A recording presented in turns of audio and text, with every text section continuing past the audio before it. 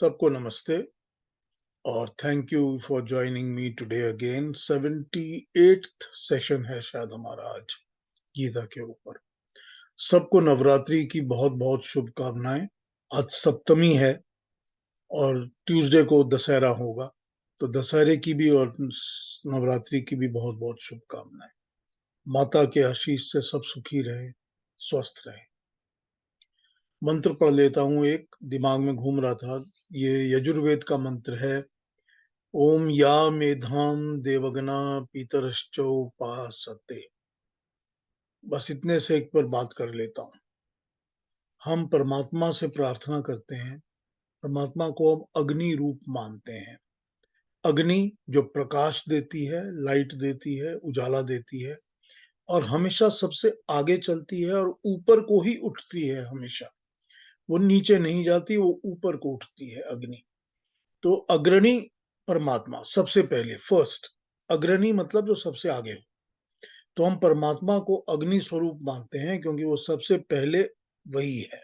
अग्नि मीड़े पुरोहितम, सबसे पहले उसी ने सृष्टि को शुरू किया, तो फर्स्ट उसको मानते हैं। तो इसलिए परमात्मा से प्रार्थना करते हैं, अग्नि रूप परमेश्वर या मेधाम, हमको उस तरह की बुद्धि दे।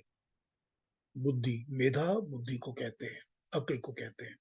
मगर हम अलग अलग किस्म की अकलें मांगा करते हैं। तो हम यहाँ पर जो प्रार्थना कर रहे हैं वो हम कहते हैं कि ऐसी मेधा हमको दो। ऐसी प्रार्थना कर रहे हैं कि ऐसी बुद्धि हमको जो जो धारणावत हो। था जो धारण करे, मतलब हमने जो सीखा है, जो हम जानते हैं, वो हम धारण कर सकें। ऐसा नहीं है कि आज सीखा है कल भूल जाए, कि 2 दिन बाद वो हमारे किसी काम की भी ना रहे, एप्लीकेबल ना हो। हम ऐसी बुद्धि चाहते हैं जो हम धारण कर सकें। मगर वो बुद्धि कौन सी है? देवगना पीतरश्चौ उपासते, जो आपने देव गणों को दी हुई है। देवगण कौन है? दिव्य शक्तियां। जितने भी इस परमात्मा ने बनाई हुई रचना में जो हमको कुछ देते हैं, वो सब देव हैं। यानी कि सूर्य देव, अग्निदेव, वृष्टि का देव, बादलों का देव, जो भी चंद्रमा देव या फूल पौधे जो भी हमको कुछ देते हैं, वो सब दे के वे हैं क्योंकि वो दिव्य शक्तियां हैं। दिव्य, जिनके अंदर दिव्य शक्ति होती है, वो देव। जो देता है वो देव। तो जो अकल बुद्धि आपने इन सब देवगणों में दी है, हमको उस तरह की बुद्धि दीजिए। और पितरश्चौ उपासते, हमारे पितर भी इसी तरह से उपासना करते थे और इसी बुद्धि के साथ वो युक्त थे, जुड़े हुए थे। पितर जो हमारे पूर्वज हैं, हमारे पेरेंट्स हैं, फादर हैं, या हमसे पहले हो चुके हैं, फैमिली के मेंबर्स या ग्रैंडफादर या ग्रेट ग्रैंडफादर, जो भी हैं, जो भी हमारे को कुछ देते हैं, वो जिस तरह से इस बुद्धि को प्राप्त करते थे और आपकी उपासना से ही करते थे और उपासना करते रहते थे, तो हम उस बुद्धि की प्रार्थना करते हैं और उसी के लिए हम उपासना करते हैं, पूजा करते हैं, प्रे करते हैं आपको। तो ये इस छोटे से मंत्र का टुकड़ा है आज के। इसको शुरू करते हैं अध्याय को। तो गीता के 5वें अध्याय पर हमने अब बात करनी है, 5th चैप्टर पर। और गीता के 5th चैप्टर पर हमने बात करनी है, तो इसको स्टार्ट कर लेते हैं। थोड़ा सा मैं एक इंट्रोडक्शन पढ़ लेता हूं, उसके बाद मंत्र पे आ जाएंगे, ठीक है ना? आइए थोड़ा सा मंत्र के अपने तो हो गया। मंत्र की इंट्रोडक्शन क्या कह रही है? ये कह रहे हैं कि 5वां अध्याय जो है, ओहो, बड़ी मुश्किल, बड़ी मुश्किल, बड़ी मुश्किल। 5वें अध्याय, ये भी नहीं पढ़ सक रहा हूँ।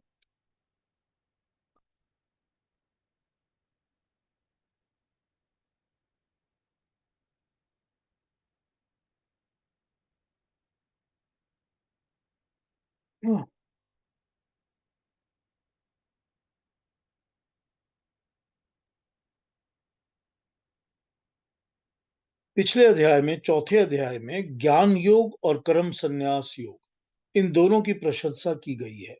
योग का मतलब होता है जोड़ना, या फॉलो करना या मार्ग, रास्ता। तो कर्म संन्यास का अर्थ है कर्मों का त्याग देना, कर्मों का अर्थात कर्म के फलों का त्याग देना। कर्मों का नहीं त्याग हो सकता, कर्म फल का त्याग करना है, कर्म से जुड़ने को त्याग करना है, सकामता का त्याग करना है, मतलब कामना करने का, कामना से जुड़ने का त्याग करना है। ये एक योग हुआ, इसको कर्म योग कहा गया। मतलब कर्म से जुड़ जाओ, युक्त हो जाओ, तो कर्म योग इसको कहा गया। ये मार्ग है, एक रास्ता है, एक तरीका है, जिसमें कर्म तो किया जाता है लेकिन फल भगवान के ऊपर छोड़ देते हैं, तो उससे जुड़ते नहीं है।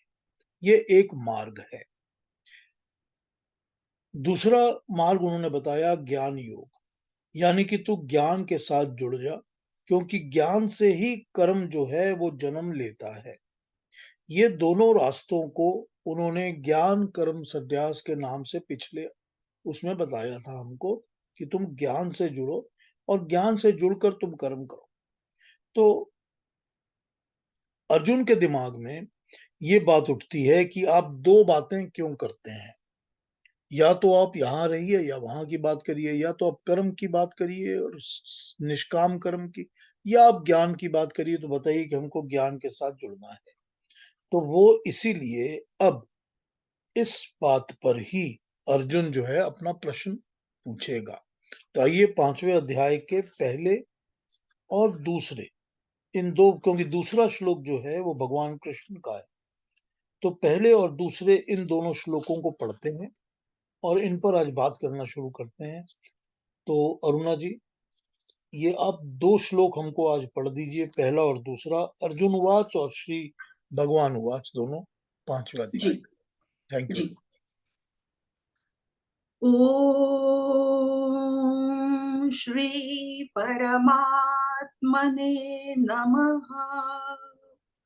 श्रीमद् भगवत गीता अथ पंचमोऽध्यायः।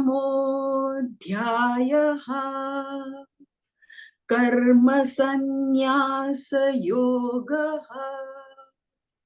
अर्जुन उवाच संन्यासं कर्मणां कृष्ण पुनर्योगै च शंससि यच्छ्रेय एतयोरेकन्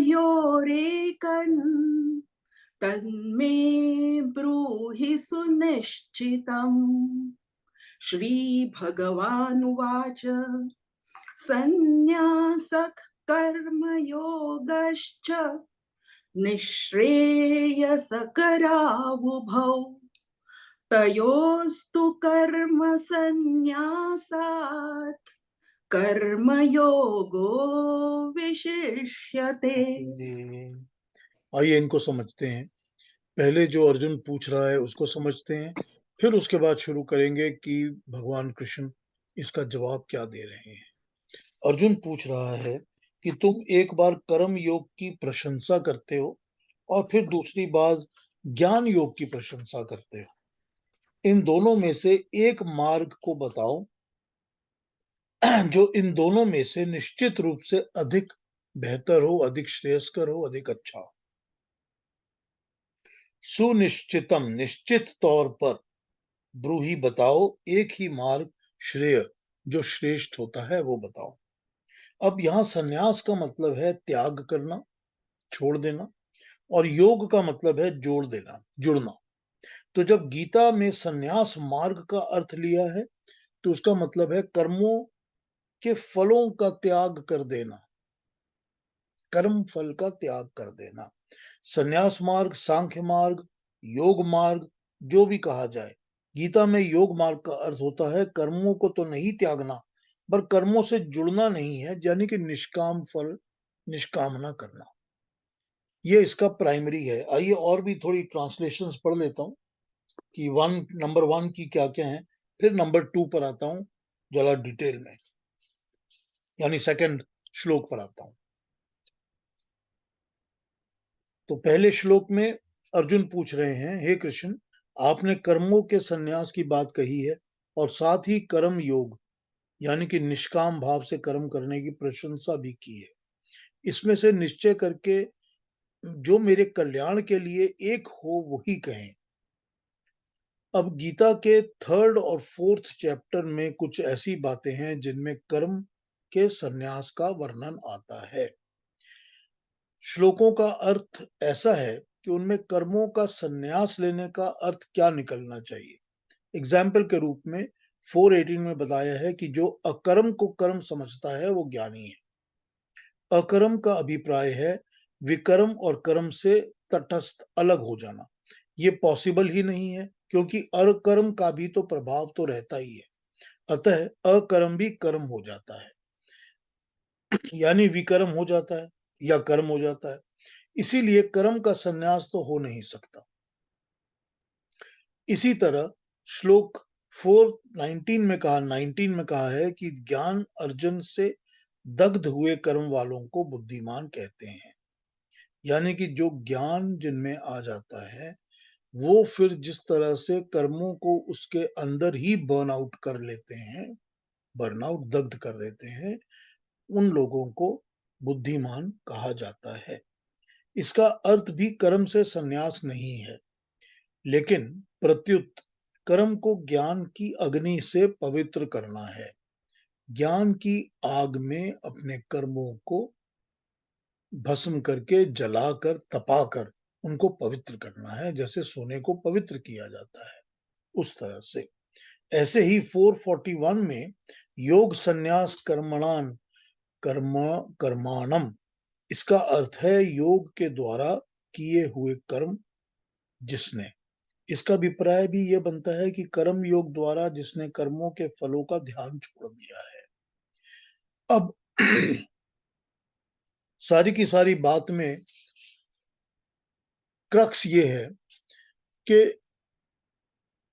चाहे तुम ज्ञान वाला मार्ग ले लो और चाहे तुम अपने कर्मों को कर कर ही उस मार्ग को समझो, कर्म कर्म कर कर ही उस मार्ग को समझो कि मुझको कर्मों के फलों से संन्यास छोड़ना है, मुझे निष्काम कर्म ही करना है, मुझको सकाम कर्म नहीं करना है।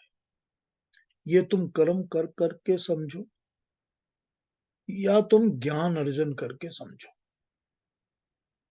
पर्पस एक ही है।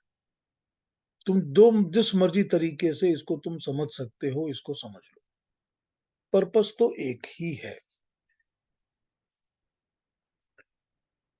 इन श्लोकों का अर्थ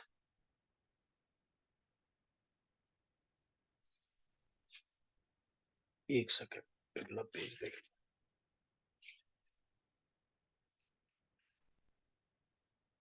वही है जो अब बताएंगे भगवान कृष्ण। इसमें विस्मय, अर्जुन को अगर कोई डाउट हो रहा है तो जरूरी बात यही है कि अर्जुन को जो डाउट है वो उसके मन में वही आ रहा है कि मुझे एक बात बताइए निश्चित करके, ना मैं इधर जा सकता हूँ ना उधर जा सकता हूँ, तो आप मुझे एक बात बताइए। भगवान कृष्ण कहते हैं कर्मों का संन्यास और कर्म योग यानी निष्काम भाव से किया हुआ कर्म दोनों ही कल्याणकारी हैं, दोनों ही अच्छे हैं, परंतु दोनों में से निष्काम भाव से कर्म करना अधिक कल्याणकारी है। अब जो उन्होंने क्वेश्चन पूछ लिया कि कर्मों का संन्यास मतलब कर्म को छोड़ दिया जाए क्या, या कर्म फलों से वो ही छोड़ दिया जाए, मगर कर्म तो करो लेकिन फल की आशा मत करो। अगर ये एक फैक्टर दिमाग में रखा जाए कि मैं कर्म तो करूंगा लेकिन मैं कर्म फल की आशा अब नहीं किया करूंगा, मगर वहां पर क्या प्रॉब्लम है कि वो वाला कर्म जो है जिसमें फल की आशा छूटेगी, वो कर्म तो फिर भी सकाम कर्म हो सकता है। वो कर्म तो फिर भी ऐसा हो सकता है जो कामनाओं से भरा हुआ है कि कामना बहुत सारी है पर मैं फल की आशा नहीं करता। अब इसको अगर ले लिया जाए एज अ एग्जाम्पल और ये समझा जाए कि इससे ज्यादा अच्छा क्या है, तो वो कहते हैं भगवान कृष्ण कि इससे भी ज्यादा अच्छा ये है कि तुम निष्काम कर्म करो, कि कामना ही मत करो कोई। जब कामना ही नहीं रहेगी, जब निष्काम कर्म होगा तो फल की आशा अपने आप छूट जाएगी। ये एक गिवन है जो कि स्टेट किसी ना किसी स्टेज पर, पहली दूसरी तीसरी स्टेज पर ये आ जाएगा। लेकिन जरूरी है कि को कर्म फल की आशा को छोड़ने की प्रैक्टिस की जगह तुम अगर निष्काम भाव से करने वाले कर्म को करोगे तो ये ज्यादा कल्याणकारी है। इसकी और ट्रांसलेशंस भी देख लेते हैं, फिर आते हैं अगले पर।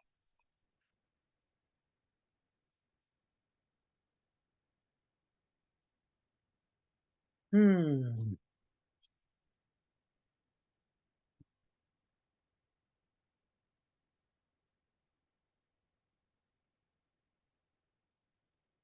The Lord says that both renunciation and selfless action achieve salvation. Renunciation, छोड़ना, and selfless action. But the two of the two, the way of selfless action is better because it is easier to practice. अब ये कह रहे हैं कि ये easy है practice करने के लिए, इसलिए बेटर है। और भी देख लेते हैं, आइए।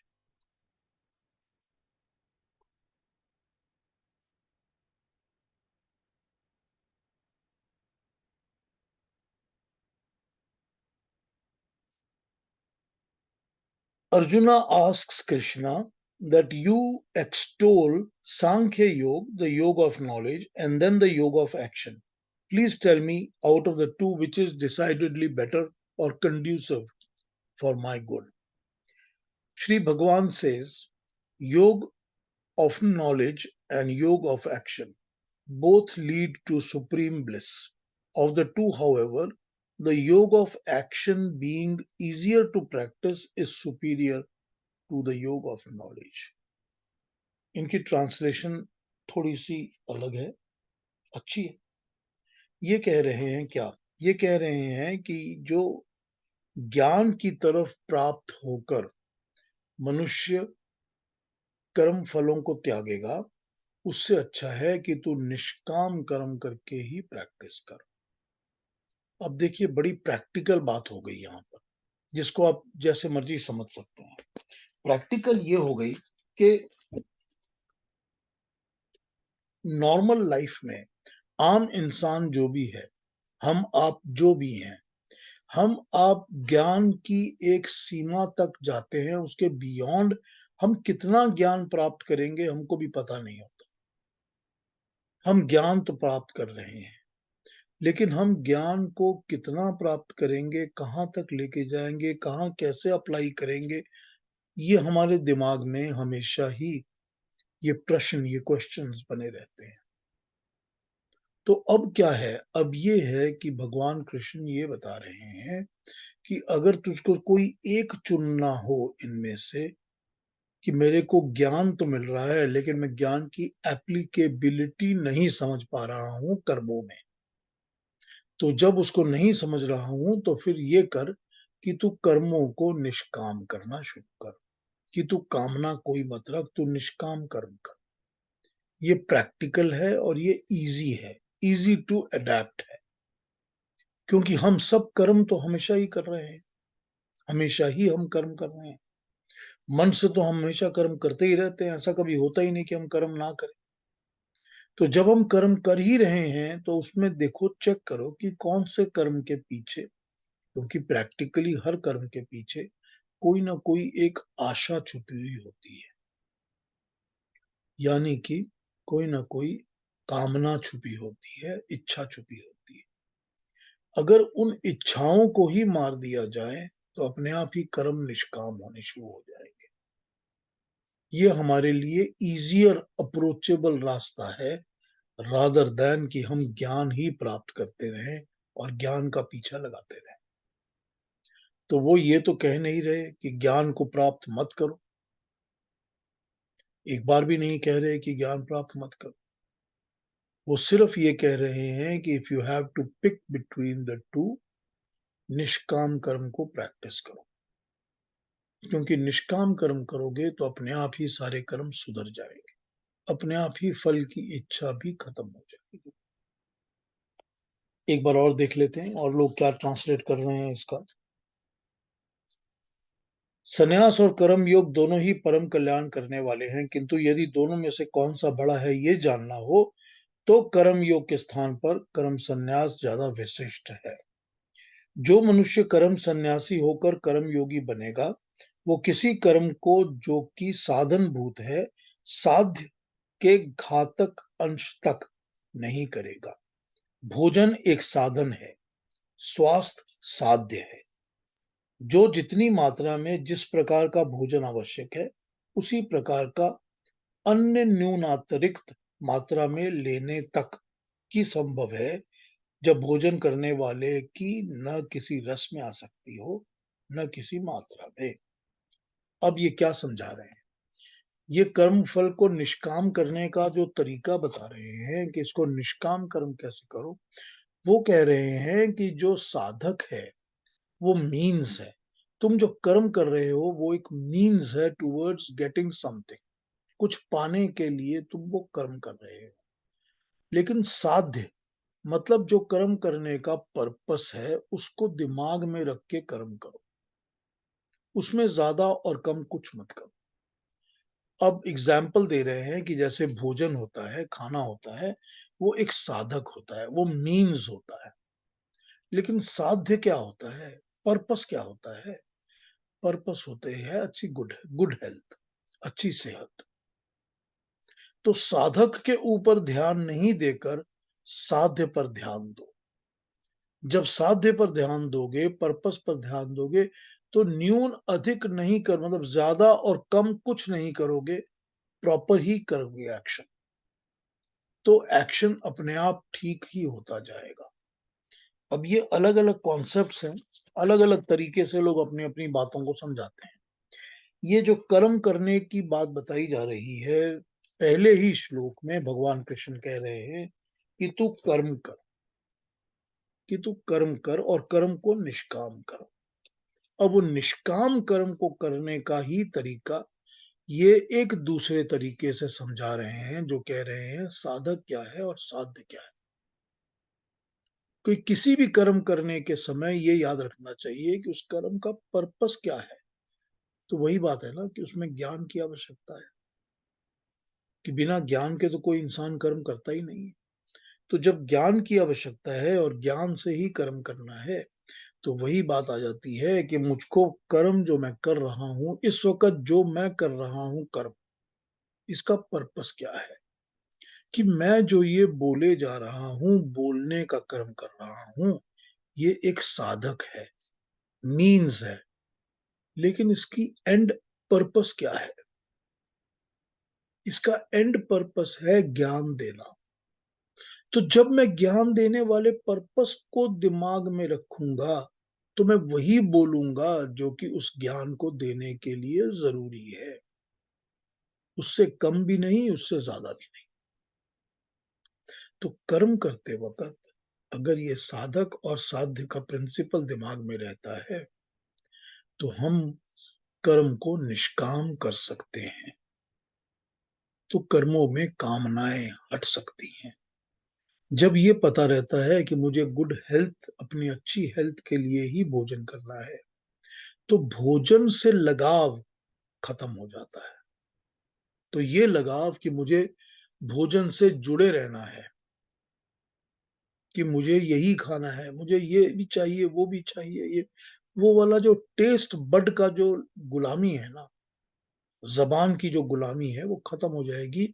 जब ये पता रहेगा कि मुझको वही खाना है जो मेरे हेल्थ के लिए अच्छा है। जो मेरी जबान चाहती है वो मेरी हेल्थ के लिए अच्छा नहीं है, वो मैं छोड़ सकता हूँ। क्या होगा? कामना छूट जाएगी। कौन सी कामना छूटेगी? कि मुझे तो भाई हर वक्त रबड़ी चाहिए, या हर वक्त मेरे को चाट पकौड़ी चाहिए, क्योंकि वो सबसे अच्छी लगती है खाने में। लेकिन जब पता चलेगा कि ये दोनों चीजें ही मेरी सेहत के लिए, हेल्थ के लिए, बॉडी के लिए खराब है, तो ये कामना जो इनसे जुड़ी हुई है ना, वो छूट जाएगी। तो निष्काम कर्म करने का रास्ता समझ में आएगा। तो अगर हर कर्म करते वक्त, जो भी कर्म हम कर रहे हैं, करते वक्त जो उसका एंड पर्पस है उसको दिमाग में रखेंगे, तो कर्म जो है वो निष्काम होने शुरू होंगे। ये यहाँ पर ये समझा रहे हैं। तो जब थैंक थैंक यू एनी जी। तो जब ये समझ में आ जाएगा कि हमको ये तो पता बता दिया भगवान कृष्ण ने कि तुझे निष्काम कर्म करने हैं, वो ज्यादा इंपॉर्टेंट है देन कि तू ज्ञान के पीछे ही भागता रहे। ज्ञान जरूर अर्जन कर, बिना ज्ञान के तो कोई कर्म कर ही नहीं सकता। लेकिन सिर्फ ये सोचना कि ज्ञान के द्वारा ही मैं सब कुछ प्राप्त करूंगा, ये थोड़ा डिफिकल्ट है, टफ है। हर इंसान ये नहीं कर सकता। इसीलिए कॉमन मैन के लिए, आम इंसान के लिए ये जरूरी है कि वो निष्काम कर्म को फॉलो करे, कि कामनाओं को छोड़कर अपना कर्म करे।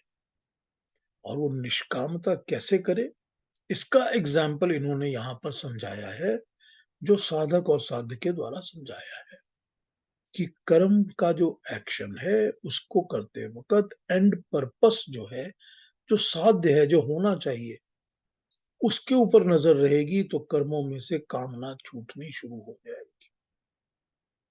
कितना सिंपल तरीके से समझाया, बताइए। इतने सिंपल तरीके से समझाया भगवान कृष्ण ने। आप डेली लाइफ में, अपनी रोज की लाइफ में, जैसे ही आज आप कोई कर्म करेंगे, एक सेकंड के लिए पॉज करके सोच लीजिए कि ये मेरी कर्म के साथ की अटैचमेंट है या कर्म के पर्पस के साथ, उसका जो एंड पर्पस है उसके साथ की अटैचमेंट है। एक सेकंड के लिए पॉज करके सोचिए। जैसे ही आप ये सोचेंगे कि ये एंड पर्पस की तरफ ही मेरा जाने वाला अटैचमेंट है, तो आप देखेंगे कि कर्मों के अंदर निष्कामता आनी शुरू हो जाए। हमारी जो सेंसरी ऑर्गन्स होती है ना, जो भी पांच हमारी सेंसरी ऑर्गन्स हैं, नाक है, आंख है, कान है, जबान है, टेस्ट है, और फील है, टच है। हमारी हर सेंसरी ऑर्गन ऑर्गन जो है, ये कामना करती है, इसकी अटैचमेंट्स होती हैं। हम वही देखना चाहते हैं जो हमको अच्छा लगता है, हम उसको ही देखते हैं, हम वही सुनते हैं। स्मेल हमको जो अच्छी लगती है हम उसी की तरफ जाते हैं। टेस्ट भी ऐसा ही है, और टच भी ऐसा ही है, फील भी ऐसा ही है। खाना जो है, जो हमको टेस्ट बड, जिसकी हम गुलामी करते हैं, जिसके दिए हम दीवाने रहते हैं, जो हम सोचते हैं सारी जिंदगी सॉरी सारी जिंदगी इंसान यही सोचता रहता है कि ये मैं ये खाऊं और ये खाऊं और ये खाऊं और ये खाऊं, ये मेरे को बहुत अच्छा लगता है, रोज यही चाहिए। जब तक ये नहीं मिलेगा, मुझे मजा नहीं आएगा खाने का, खाना एंजॉय नहीं करूंगा, रहता है ना दिमाग में।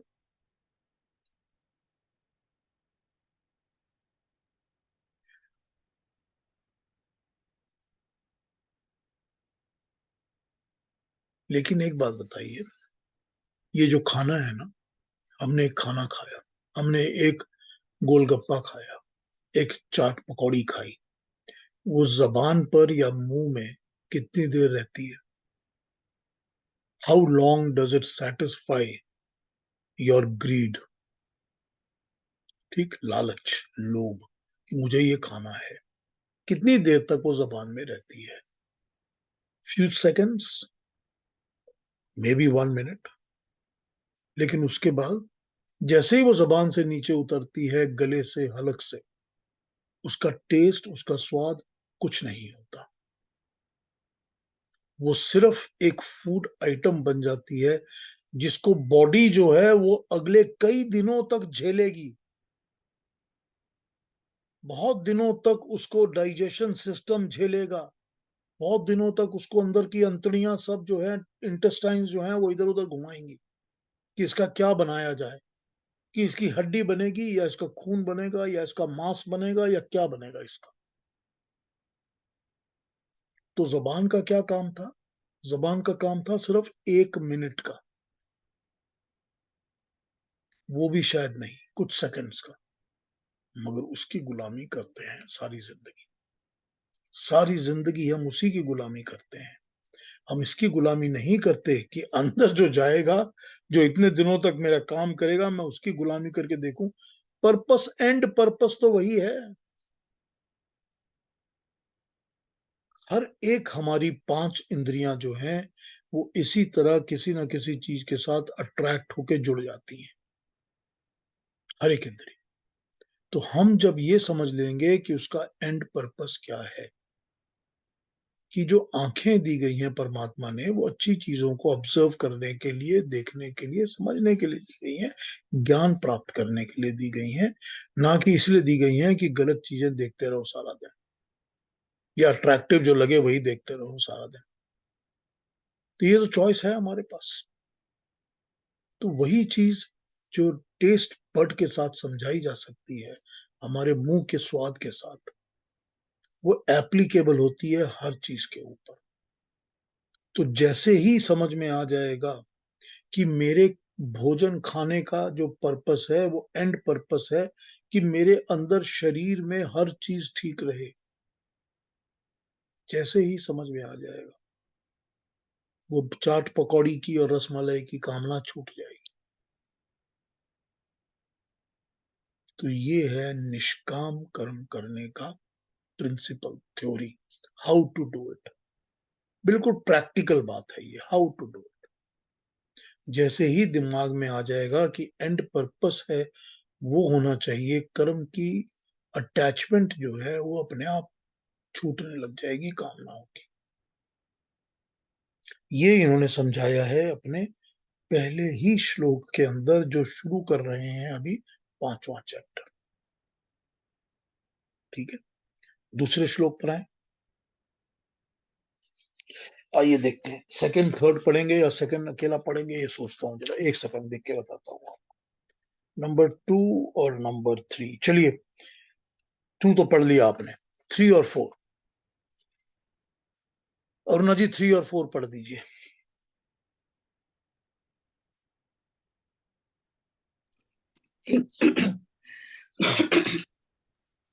ज्ञेयः स नित्यसन्न्यासी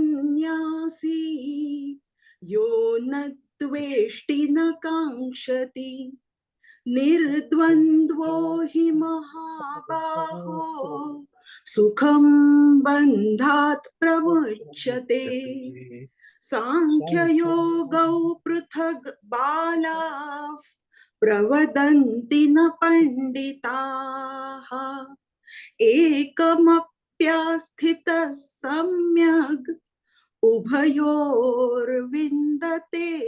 फलम्। Thank you Aruna ji, thank you very much. Number 3 और नंबर 4, जो व्यक्ति कर्म योगी है, निष्काम कर्म करने वाला है, उसे ज्ञान योगी ही समझो, क्योंकि जो किसी से घृणा नहीं करता, किसी वस्तु की कामना नहीं करता, द्वंद्वों से मुक्त है, हे महाबाहु अर्जुन, उसमें सदा ज्ञान मार्ग की, संन्यास मार्ग की भावना भरी हुई है। वो कर्मों के बंधन से सरलता से, आसानी से छूट जाता है। बाल बुद्धि के लोग ज्ञान योग, संन्यास, सांख्य को तथा कर्म योग को पृथक पृथक बताते हैं। पंडित लोग ऐसा नहीं कहते। जो व्यक्ति इन दोनों में से किसी एक मार्ग पर भी ठीक तरह से डट कर चलता है, वो दोनों ही मार्गों का फल पा लेता है। सांख्य योग, सांख्य मार्ग तथा योग मार्ग अर्थात काम कर्म संन्यास और कर्म योग का मार्ग दोनों पृथक पृथक, अलग अलग, एकम एक ही, अपि आस्थित डटा हुआ, सम्यक ठीक तरह से, उभयो दोनों ही को, विदंते पा लेता है, फलम जान लेता है। और लोगों की ट्रांसलेशंस पढ़ते हैं, फिर इस पे बात शुरू कर लेते हैं। 3 और 4,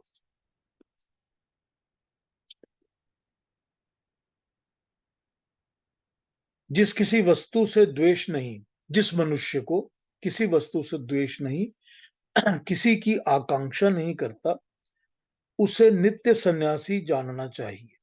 हे अर्जुन, शीतोष्ण सुख दुख आदि द्वंद्व रहित, गर्मी सर्दी, सुख और दुख, किसी भी तरह के द्वंद्व, किसी डुअलिटी, किसी भी तरह की दो प्रॉब्लम्स से जो मुक्त इंसान है, उसको सुगमता से मोक्ष प्राप्त होता है, उसको इजीली मोक्ष प्राप्त हो जाता है। ये मनोवृत्ति मनुष्य को कर्म योगी बनाने के लिए परम आवश्यक है, किंतु कर्म योग के बिना इस मनोवृत्ति वाला मनुष्य जड़ पदार्थ है। इसके विपरीत यदि वह कार्य कर्म में लगा हुआ है तो साध्य का प्रेम ही उसे साधन में आसक्ति से बचा लेगा। इसीलिए पहले श्लोक पे कहा गया है कि कर्म योग के स्थान पर कर्म संन्यास से विशिष्ट, कर्म योग का स्थान कर्म संन्यास से विशिष्ट है। इसका मतलब ये हो गया कि यही बात बता रहे हैं कि तू जिस मर्जी रास्ते को पकड़ ले, दोनों रास्तों में जाके तुझे एंड रिजल्ट एक ही मिलेगा। सो डोंट गेट कंफ्यूज्ड कि मैं सारा उम्र यही सोचता रहा कि मैं ये पकड़ूं या ये पकड़ूं, कभी ये ले रहा था कभी वो ले रहा था। Don't do this. तो जो किसी एक रास्ते पे चल पड़ेगा, तुझको एक ही एंड रिजल्ट, एक ही प्राप्त होगा। सांख्य का अर्थ है लक्ष्य का स्वरूप तथा उस तक पहुंचने के साधनों का की गिनती, उसमें ज्यादा कम कुछ नहीं। सो अगर कुछ करना ही नहीं है तो गिनती से काम करने का फायदा ही क्या है। मतलब ये है कि हर मनुष्य हर काम को किसी न किसी कैलकुलेशन से ही करता है। हर किस्म का काम मनुष्य जो है वो कैलकुलेटिव होकर करता है। तो यहां पर यह कहा गया है कि जो संख्या, सांख्य में संख्या भी आ जाती है, कि जो भी साइंटिफिक अप्रोच करेगा, लॉजिकल अप्रोच करेगा, गिनती से काम करेगा, कैलकुलेटिव अप्रोच करेगा, तो कर्म तो इंसान कैलकुलेटिव अप्रोच से ही करता है ना। जब कर्म ही नहीं करेगा तो उसको कैलकुलेशन से क्या लेना देना। अगर हमने एक कर्म नहीं करना कि हमने बाहर जाके रॉकेट को नहीं बनाना, मैन्युफैक्चर नहीं करना, तो हमको उसके ज्ञान से क्या लेना देना। तो उसके 1 2 3 से हमको क्या लेना है कि पहले ये लगाओ फिर वो लगाओ फिर इसमें ये डालो फिर उसमें वो डालो फिर फ्यूज लगाओ फिर उसके ऊपर एक नोजल लगाओ फिर ये। We don't need to know these things, क्योंकि हमने वो कर्म ही नहीं करना। तो जो कर्म इंसान करता है उस कर्म को करने के लिए तो उसको अपनी गणना करनी, संख्या करनी, कैलकुलेशंस करनी जरूरी होती है। तो इंसान तो कर्म करता ही तब है जब वो उसकी हर किस्म की कैलकुलेशन कर लेता है, यानी वही बात कि उसका ज्ञान प्राप्त कर लेता है। ज्ञान से ही तो कर्म होता है ना, बिना ज्ञान के तो कर्म होता नहीं। और ट्रांसलेशन इसकी पढ़ते हैं फिर बात करते हैं इस पर। 3 और 4। The Karam Yogi who neither hates nor desires should ever be considered as an ever renunciant. Arjuna, he who is free from pairs of opposites is easily liberated from bondage. Pair of opposite, जिसको हम कहते हैं द्वंद, यानी कि duels. Duels क्या होते हैं? करूं या ना करूं, सुख या दुख, सब चीजें डुअल्स हैं। तो मतलब दिमाग हमेशा इसी में लगा रहता है कि मुझे इससे सुख मिलेगा या इससे दुख मिलेगा, इस कर्म को करके मुझको पाप मिलेगा या मोक्ष मिलेगा। जब हमेशा डुअल में ही फंसा रहता है इंसान तो डिसीजन प्रॉपर नहीं ले सकता। It is the ignorant, not the wise, who say that Sankhya Yoga and Karam Yoga lead to divergent results. For one who is firmly established in either gets the fruits of both, which is the same, that is God realization. वही बात कि जब duality में फंसे रहोगे उससे अच्छा है कि कर्म करना शुरू करो। जब कर्म करना शुरू करोगे तो डुअलिटीज अपने आप खत्म हो जाएंगी। ये जो दिमाग में डिलेमास लगे रहते हैं कि मैं ऐसा करूं या वैसा करूं, ये डिलेमास खत्म हो जाएंगे जब मनुष्य कर्म में जुट जाएगा, कर्म करना शुरू कर देगा कि मुझे निष्काम कर्म करना है बस। डुअलिटी की जरूरत नहीं है, इधर सोचो उधर सोचो, इसकी जरूरत नहीं है। एक और ट्रांसलेशन पढ़ते हैं, क्या बोल रहे हैं। हे महाबाहु, जो पुरुष द्वेष नहीं करता ना आकांक्षा रखता है वह सदा सन्यासी ही है, क्योंकि द्वंद्वों से रहित पुरुष सुखपूर्वक, द्वंद्वों से रहित पुरुष सुखपूर्वक यानी इजीली संन्यास रूपी बंधन से छूट जाता है। जो द्वंद्वों में नहीं पड़ा रहता वो इजीली इस दुनिया की झमेलों से छूट जाता है।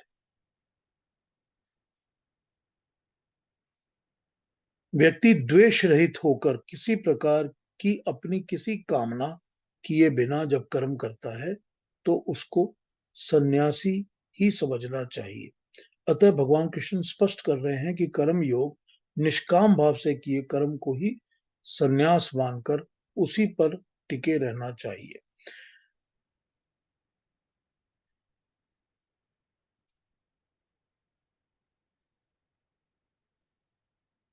सांख्य यानी कि ज्ञान योग से कर्म को दग्ध करना, कर्म को जला देना, आग में भस्म कर देना, और कर्म योग यानी निष्काम भाव से कर्म करना, इन दोनों को अलग अलग समझने वाला गलत समझता है। जो ज्ञानी पुरुष होते हैं वो ऐसा नहीं मानते।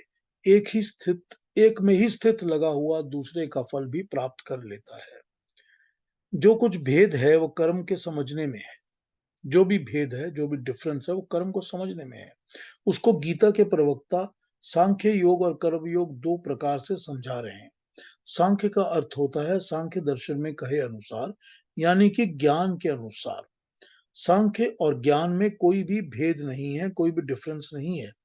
जैसा सृष्टि का ज्ञान सांख्य दर्शन में वर्णित है वो एक ही है। इस कारण सांख्य का अर्थ ज्ञान ही होना चाहिए, क्योंकि सांख्य में सारी सृष्टि का ज्ञान बताया गया है। जो ये सृष्टि का ज्ञान है, यानी कि सारी क्रिएशन का जो नॉलेज है, इसको हम सांख्य कहते हैं। तो सांख्य और ज्ञान एक ही बात है। ज्ञान योग का अभिप्राय, ज्ञान योग का मतलब है कि बुद्धि से के योग से किया हुआ कर्म, कि बुद्धि को जोड़कर ज्ञान योग कर्म, ज्ञान से युक्त, ज्ञान से जोड़ा हुआ किया हुआ कर्म। गीता के प्रवक्ता ऊपर कह चुके हैं, दूरेन हैवरम कर्म बुद्धि योगात धनंजय 249 में। बुद्धि के प्रभाव से परे जो कर्म है वो बहुत ही नीचा है, नीच है, हीन है। बिना बुद्धि के किया हुआ कर्म तो कभी अच्छा हो ही नहीं सकता। बिना अकल के बेअकल कर्म करना, बेवकूफों की तरह कर्म करना होता है, वो अच्छा तो हो ही नहीं सकता। वो पहले भी कह चुके हैं इस बात को। बुद्धि योग वाले कर्म अति श्रेष्ठ और श्रेयस्कर हैं, उसी की तुलना की जा रही है फल की इच्छा को त्याग करके किया हुआ कर्म। दोनों एक समान ही फल देने वाले हैं, दोनों एक ही तरह की बात करते हैं। ज्ञान प्राप्त करके कर्म करो या कर्म को के निष्काम करके कर्म को करो, दोनों की अल्टीमेट बात एक ही है। बात कैसे एक है? तुझको अगर ये ज्ञान प्राप्त हो जाएगा सारी दुनिया का, तो तू वही बात है कि तुझे ये साध्य साधक का पता चल जाएगा। जैसे ही मनुष्य को ज्ञान प्राप्त होता है कि मेरे लिए ये सब कुछ खाना ठीक नहीं है, ये मेरी सेहत को तकलीफ दे रहा है, मुझे बीमारी दे रहा है, ये ज्ञान प्राप्त हुआ ना। तो जब ज्ञान प्राप्त हुआ तो कर्म अपने आप सीधा हो गया ना। फिर पता चल गया कि जो खा रहा था ये नहीं खाना चाहिए। इतने दिनों से जो मैं देख रहा हूं वो मेरी बुद्धि के ऊपर बिल्कुल गलत छाप छोड़ रहा है, और उसके कारण मैं गलत कर्म कर रहा हूं। जब ये समझ में आ गया तो अपने आप ही ज्ञान मिल गया। तो या तो तू ज्ञान प्राप्त कर ले और ज्ञान प्राप्त करके अपने कर्मों को ठीक कर ले, और या तो तू निष्काम भाव से कर्म शुरू कर, तो अपने आप तुझको इस ज्ञान की प्राप्ति भी हो जाएगी। अल्टीमेटली दोनों एक ही हैं, दोनों को अलग अलग समझने की जरूरत नहीं है। इवेंचुअलिटी में दोनों एक ही है, इनको अलग मत समझो, कंफ्यूजन करने की जरूरत नहीं है। जो लोग सारी जिंदगी कंफ्यूज्ड रहते हैं, दो मने में रहते हैं कि ये करूं या वो करूं, या वो करूं या ये करूं, वो ना इधर जा पाते हैं ना उधर जा पाते हैं। इसीलिए जो अर्जुन पूछ रहा है कि मुझे तुम क्लियरली बता दो कि मैं इस मप को पकड़ूं या उसको पकड़ूं, तुम दो बातें कर रहे हो। तो भगवान कृष्ण पहले 3 श्लोकों में ही बता देते हैं कि मैं दो बातें नहीं कर रहा, मैं एक ही बात बता रहा हूं। तू चाहे इस तरह समझ या उस तरह समझ, क्योंकि दोनों एक ही हैं।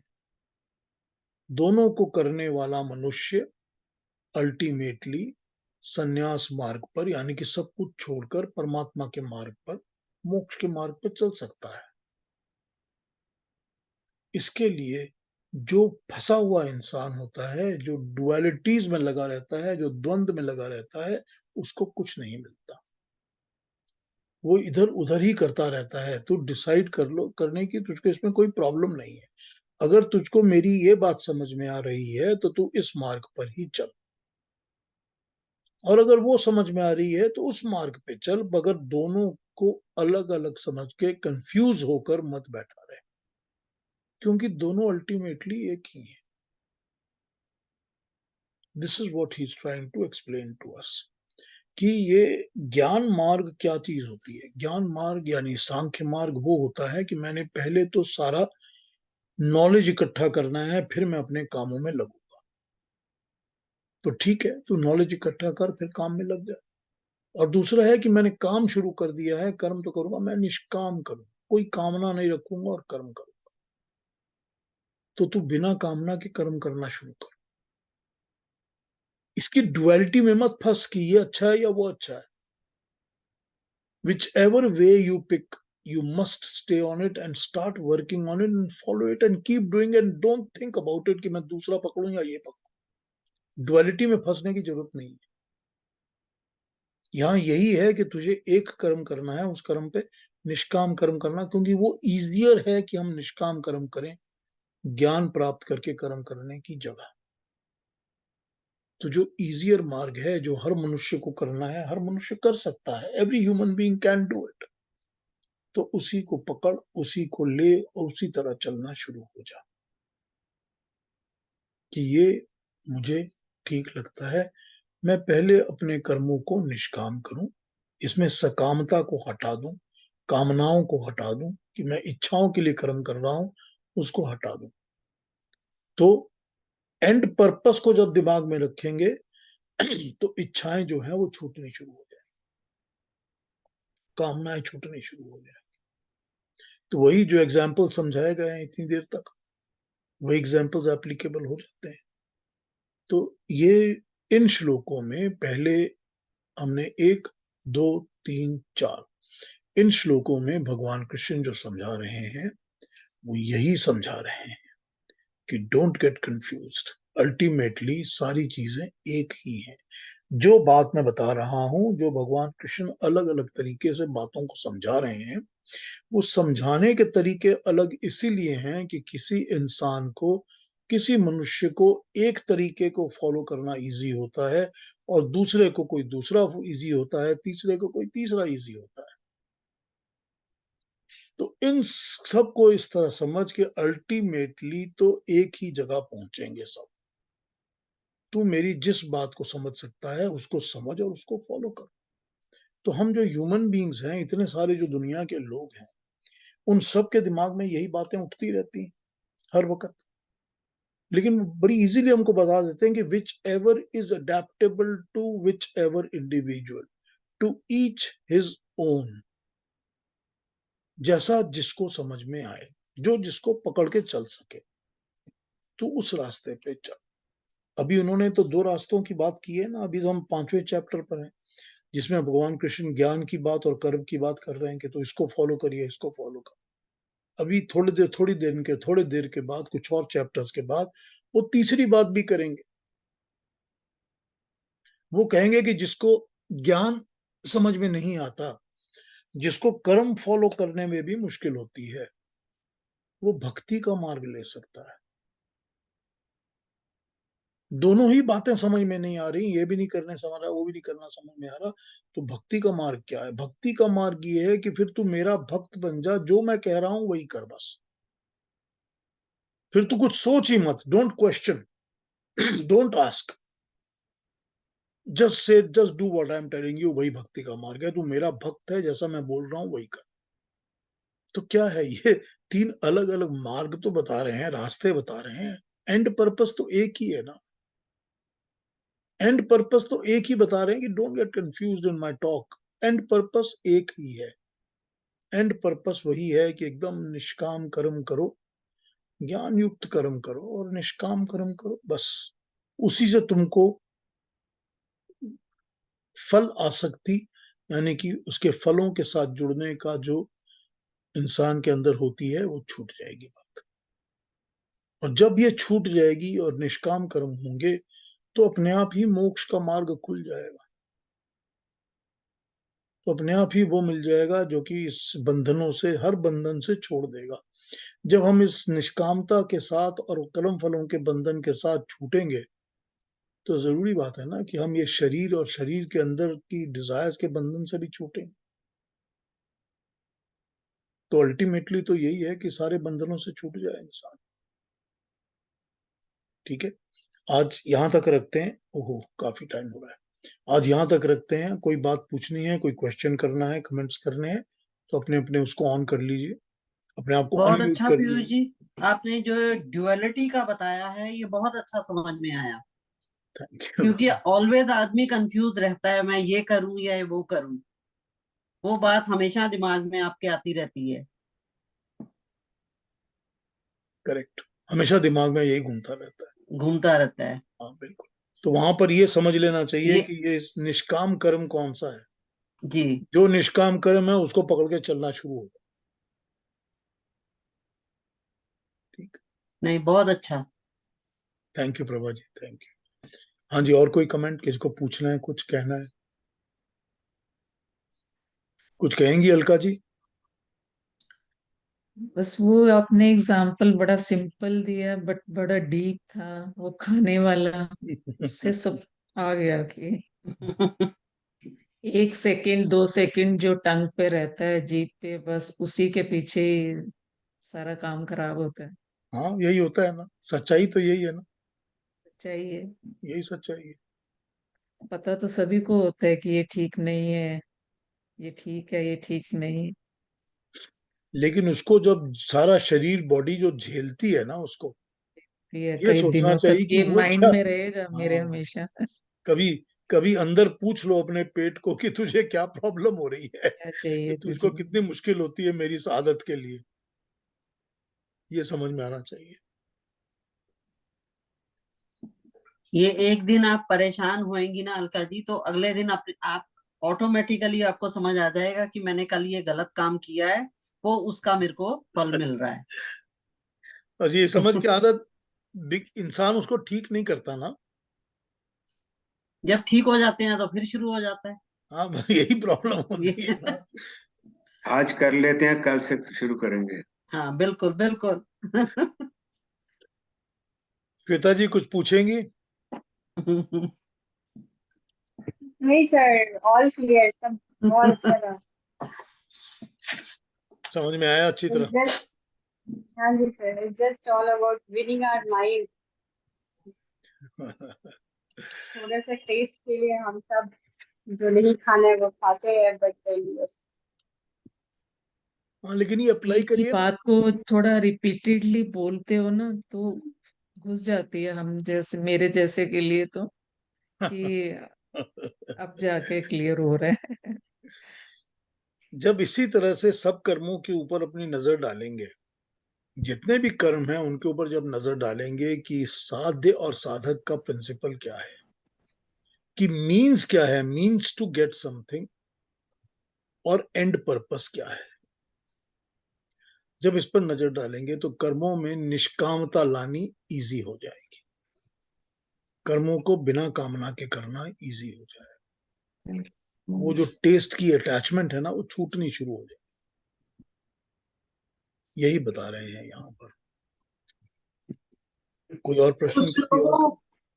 कुछ लोगों की तो आदत होती है जो अपने आप को बहुत प्रायोरिटाइज कर लेते हैं हर काम। मुझे ये करना है, ये करना है और कुछ नहीं करना, और वो ठीक ही रहते हैं, बिल्कुल ठीक रहते हैं, चाहे वो किसी को हर्ट करे या ना करे। और कुछ लोग चाहते हैं कि हम सब कुछ करें, और उसमें कुछ ठीक होता है, कुछ नहीं होता।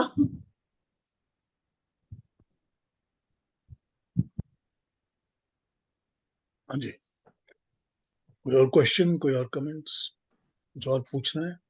पीयूष जी, हाँ एक जी अरुणा। प्रश्न था मेरे मन में हाँ जी अरुणा कि जी। जो लोग गेरुआ वस्त्र पहनते हैं और एक आम जिंदगी से नहीं जीना चाहते जेन्युइनली, और वो हम कहते हैं वो सन्यासी हो गए, तो अ, यहाँ पे मैं एक जेन्युइन सन्यासी की बात कर रही हूँ, तो वो क्या ज्ञान मार्ग या जिसे सांख्य मार्ग कहते हैं वो उसे अपनाते हैं? बिल्कुल ठीक बात है। वो सन्यासी जो जेन्युइन सन्यासी हैं, वो सन्यासी चाहते ही यही है कि कर्मों के झगड़े से छूट जाओ, छोड़ दो, ताकि मैं सिर्फ ज्ञान को प्राप्त करने के लिए चल सकूं, उस रास्ते पे जा सकूं।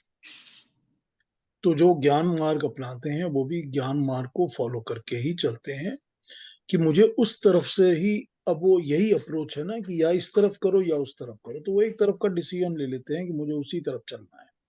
जी। तो जो उस तरफ चलना चाहते हैं कि मुझे ज्ञान से ही अपना काम करना है, कि मुझे ज्ञान से ही अपने जिंदगी को आगे लेके जाना है, मोक्ष की तरफ चलना है, बंधनों से छूटना है, तो बंधनों से छूटने के लिए ही तो सन्यास लिया जाता है ना। हम्म। तो वो बंधनों से छूटने वाला सन्यास नॉर्मल इंसान जिसने कि गेरुए नहीं पहने, उस तरह का सन्यास नहीं लिया, वो अपनी जिंदगी में भी तो बंधनों से छूटने का काम कर सकता है। हम्म। तो ये उसका अलग एक मार्ग है, इसका एक मार्ग है, मगर वो भी ठीक है कि वो ज्ञान का मार्ग लेने के लिए ही चलते हैं इस रास्ते कि मैं बंधन से छूट जाऊं और फिर ज्ञान प्राप्त करूं। जी। मेरा दूसरा एक प्रश्न था कि हमारे भारत वर्ष की ऋषियों की परंपरा रही है, तो जो जिनको राजा महाराजा भी मानते थे, अगर कोई ऋषि कोई ब्राह्मण सभा में आता है तो उसे बहुत मान दिया जाता था। राजा भी उसके पांव छूते छूते थे। तो वो जो ऋषि थे, वो भी क्या ज्ञान मार्ग ही अपनाते थे? उनका भी वो ज्ञान मार्ग ही था, सांख्य मार्ग ही था? देखिए, हम लोगों में क्या है कि अगर आप स्ट्रिक्टली फॉलो करें, जैसे कि आप बात कर रही हैं, अगर आप स्ट्रिक्टली फॉलो करें इस बात को, तो जो ऋषि है, ऋषि वही होता है जो कि जिसको कि वेदों का ज्ञान सामने प्रकट होके दिखने लगता है। मंत्र दृष्टा, जो मंत्र दृष्टा होता है, यानी कि जो मंत्रों को देख पाता है, समझ पाता है, मंत्र दृष्टा हो जाता है, जिसको दिखता है कि इसका क्या मतलब है, वही ऋषि होता है। हम्म। तो उसको ही ऋषि की उपाधि दी जाती है कि ये ऋषि है, वरना उसको ऋषि नहीं कहा जाता। तो जो ऋषि कहे जाते हैं लोग, वो ऋषि क्योंकि मंत्र दृष्टा होते हैं, वो अपने उन मंत्रों के मतलब को अच्छी तरह समझा सकते हैं, बता सकते हैं, एक्सप्लेन कर सकते हैं, सिखा सकते हैं। तो इसीलिए उन ऋषियों का सम्मान होता था, इज्जत होती थी, क्योंकि अल्टीमेटली सब चीजें तो उस ज्ञान से जो वो देंगे, उसी ज्ञान से मिलेंगी। अब वो राजा जो है, उसको अगर अपनी खेती बाड़ी ठीक करनी है राज्य में, तो ऋषि उसको बताएगा ऐसा करो, ऐसा करो, ऐसा मत करो। या उसको अपनी सेना ठीक करनी है तो ऋषि बताएगा कि ये आमरी रखो, ऐसा करो, ये सेना बनाओ, ये नहीं बनाओ। तो जितना भी ज्ञान है वो तो ऋषियों से ही मिलता था ना। तो आज भी जो इस तरह के नॉलेजेबल लोग होते हैं, अगर आपकी एक मिनिस्टर्स की पूरी एक टीम है, तो वो भी तो वही काम कर रही है कि आपको नॉलेज, स्पेशलाइज्ड जिसका जो नॉलेज है, जिसका भी जो स्पेशलाइजेशन है, उस नॉलेज को ही आपने अपने चारों पास रखा है कि ये मेरे 9 रत्न हैं जो मेरे दरबार में बैठते हैं। तो हर एक का अलग अलग स्पेशलाइजेशन है, तभी आपने उनको अपने पास बिठाया है। तो उसी तरह से समझ लीजिए कि वो भी अपने अपने सब्जेक्ट के ऋषि हो गए। तो वो पुराने जमाने में क्या होता था कि देखेंगे आप, अगर हम स्टोरीज पढ़ते हैं, तो हमको लगता है कि किसी भी एक राजा के पास कभी ये ऋषि आता है, तो कभी कोई दूसरा ऋषि आता है, कभी कोई तीसरा ऋषि आता है। तो वो ऋषि जो हैं वो आके ज्ञान ही देते हैं पर्टिकुलर सब्जेक्ट्स के बारे में, कि इस सब्जेक्ट में तुझको मैं ये ज्ञान दे सकता हूँ। ठीक है ना। जी। तो यही हमको समझना चाहिए फ्रॉम दी परंपरा, की ऋषियों की परंपरा में से क्या होता था और कैसे होता था, और आज उसकी एप्लीकेबिलिटी हम कैसे समझ सकते हैं। जी, बहुत अच्छा समझ कोई में आया। कंफ्यूजन है अभी भी? नहीं नहीं नहीं, अभी क्लियर हो गया। धन्यवाद। कोई और बात किसी ने कहनी है? कोई और क्वेश्चंस, कमेंट्स? अरुणा जी का मंत्रोच्चारण बहुत अच्छा। बहुत अच्छा होता है, बिल्कुल बहुत धन्यवाद। अच्छा होता है उनका मंत्रोच्चारण, बड़ा अच्छा पढ़ती है। बहुत अच्छा। हाँ, बड़ा मजा आता है सुनने में। हाँ जी, और बात कोई किसी ने कहनी है? कोई क्वेश्चंस, कोई और कंसर्न्स? तो याद रखिएगा कि 5 नवंबर को हमारा टाइम कनाडा के लिए 10 की जगह 9 बजे हो जाएगा। और सबको सप्तमी की भी और नवरात्रि की बहुत बहुत शुभकामनाएं, बहुत बहुत बधाई। आपको भी। तो आपको भी। कल मिलते हैं सेम टाइम सुबह 10 बजे। तो कल फिर कैरी ऑन करेंगे अगले श्लोक से। तो तब तक के लिए सबको नमस्कार, थैंक यू। नमस्कार।